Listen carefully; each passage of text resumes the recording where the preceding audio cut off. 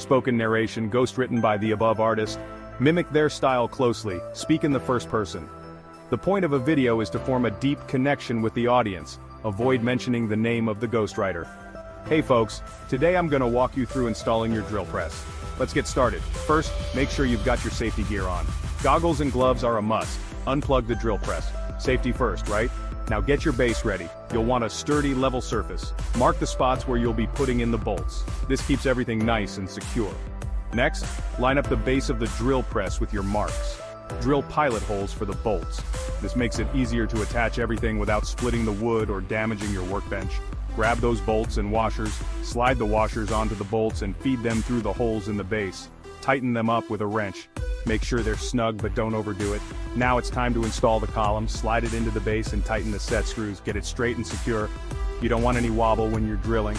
Next, attach the table to the column. Use the crank to raise it to the desired height. Tighten the locking levers to keep it in place. Make sure it's level. Finally, install the head assembly.